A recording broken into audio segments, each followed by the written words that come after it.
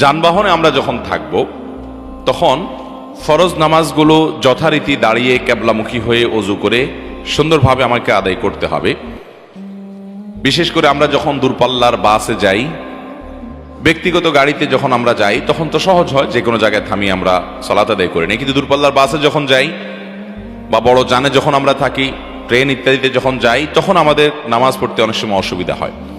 কিন্তু ইমানদার কোনো অবস্থাতে নামাজ ত্যাগ করতে পারবে না। ইমানদারের জন্য নামাজটা হলো বেঁচে থাকার জন্য শ্বাস প্রশ্বাসের মতো। বেঁচে থাকার জন্য শ্বাস প্রশ্বাস যেরকম গুরুত্বপূর্ণ, ইমানদারের ইমান টিকিয়ে রাখার জন্য নামাজ সেরকম গুরুত্বপূর্ণ। নামাজ ছাড়া ইমানদারের ইমান কল্পনা করা দুরূহ এবং কঠিন ব্যাপার।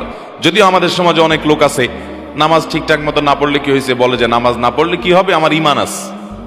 এরকম দাবিদার মুসলমান অনেক আছে না নাই? অতএব ভাইরা আমার, নামাজ আমাদেরকে পড়তেই হবে ওয়াক্ত মতো, সময় মতো। সফরে থাকলে নামাজ মাফ নয়।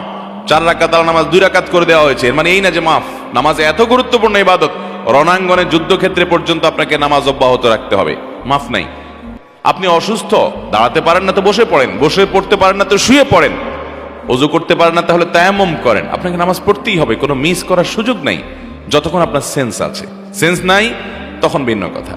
এই জন্য ভাইরা আমার, নামাজটাকে সবচেয়ে গুরুত্ব দিয়ে জীবনে আমল করতে হবে। আল্লাহ তাআলা এটার হিসাব সর্বপ্রথম নেবেন। বিধায় আপনি সফরে থাকলেও আপনাকে নামাজ পড়তে হবে। এখন প্রশ্ন হলো, সফরে আমি যখন দূরপাল্লার বাসে ট্রেনে থাকবো, নামাজ কিভাবে পড়বো? উত্তর হলো, প্রথমত আপনার পরিকল্পনা এমন হবে যে আমার নামাজ যাতে নষ্ট না হয় সেভাবে আপনি টিকিট কাটবেন, সেভাবে আপনি সফরের প্ল্যান সাজাবেন। এরপরে যদি আপনার নামাজের ওয়াক্ত হয়ে যায়, তাহলে সেটা মাথায় রেখে এমন পরিবহন, এমন আপনার গাড়িতে আপনি যাবেন যে গাড়িতে নামাজের জন্য যাত্রা বিরতি করবে। আলহামদুলিল্লাহ, অনেক গাড়ি আজকাল নামাজের জন্য যাত্রা বিরতি করে। আপনি ওঠার সময় শর্ত দিয়ে উঠতে পারেন, ভাই আমাকে নামাজের জন্য 5 মিনিট সময় পথে দিতে হবে। এটা যদি আপনি চেষ্টা করেন, ইনশাআল্লাহ নামাজ পড়া আপনার জন্য মোটেও কঠিন হবে না। এরপরও যদি ধরুন কোনো কারণে নামাজের ওয়াক্ত যায়, এদিকে আপনার গাড়ি থামছে না, তাহলে আপনি কি করবেন? তো সেটা মাথায় রেখে আপনার যদি ওযু রাখার সুযোগ থাকে, ওযু ধরে রাখবেন। সেজন্য আপনি ওযু করে উঠবেন যদি 1-2 ঘন্টার মধ্যে নামাজের ওয়াক্ত হয়, যাতে করে নামাজটা পড়ে ফেলতে পারেন। এবং ওযু করে ওঠার পর আপনি দাঁড়িয়ে রুকু সিজদার সব স্বাভাবিক দিয়ে আপনি নামাজ পড়ার চেষ্টা করবেন।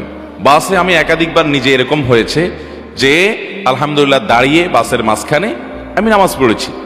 বাস যদি কেবলার দিকে যায় তাহলে তো আপনি সোজা দাঁড়ালেন, আর যদি উল্টার দিকে যায় তাহলে সেক্ষেত্রে বাসের মধ্যে আপনি ঘুরে দাঁড়ালেন, কেবলামুখী হয়ে দাঁড়ালেন, এটা সুযোগ আছে। প্রয়োজনে আপনি সিট ধরে ধরে দাঁড়ালেন, সিট ধরে ধরে রুকু সিজদা করলেন, উঠা বসা করলেন, যাতে করে আপনি পড়ে না যান, ব্যালেন্স যেন ঠিক থাকে, সেটুকু আপনি করতে পারেন। যাতে আমলে কাসির না হয় সেদিকটা খেয়াল রেখে আপনি ধরে ধরে উঠালেন, দাঁড়ালেন, উঠলেন, দাঁড়ালেন, নামাজ পড়তে হবে। অর্থাৎ যতটুকু সামর্থ্য আছে আপনার, তার সবটুকু করতে হবে। অনেকে আছেন যে ধপ করে বসেই সিটে নামাজ পড়া শুরু করে দেয়। না, আপনি দাঁড়াতে পারলে, দাঁড়ানোর সুযোগ থাকলে অবশ্যই সেটা আপনি করবেন।